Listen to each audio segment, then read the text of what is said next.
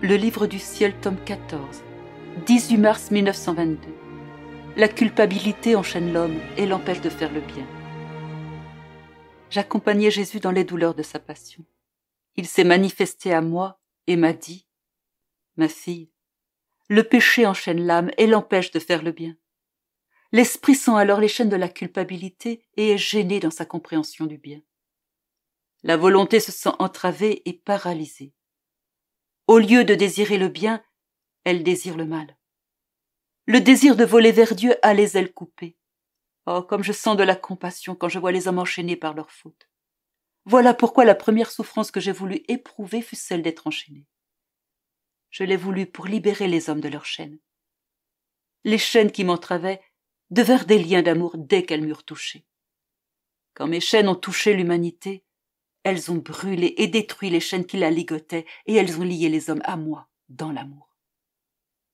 Mon amour est un amour actif. Il ne peut exister sans agir. Voilà pourquoi j'ai préparé pour chaque personne ce dont elle aura besoin pour sa réhabilitation, sa guérison et la restauration de sa beauté. J'ai tout fait de telle manière que si les hommes le veulent, ils auront tout le nécessaire à leur disposition.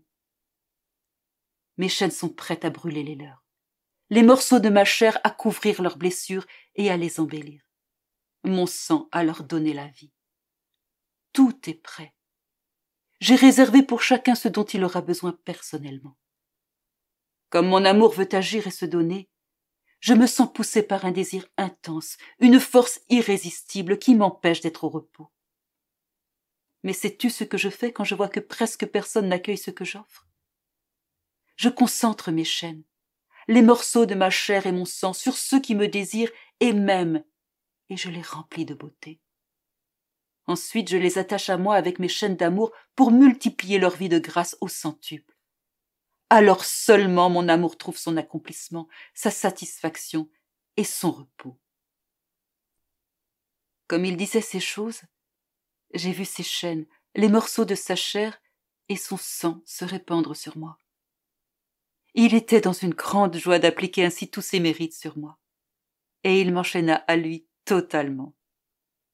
Comme Jésus est bon, qu'il soit béni à jamais. Il revint plus tard et il ajouta: Ma fille, je sens le besoin que la créature se repose en moi, et moi en elle. Mais sais-tu quand la créature se repose en moi et moi en elle?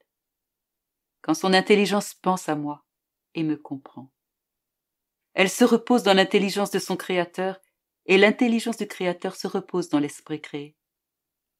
Quand la volonté humaine s'unit à la divine volonté, les deux s'embrassent et les deux se reposent ensemble. Si l'être humain s'élève au-dessus de toutes les choses créées et n'aime que son Dieu, quel repos agréable pour Dieu et l'âme.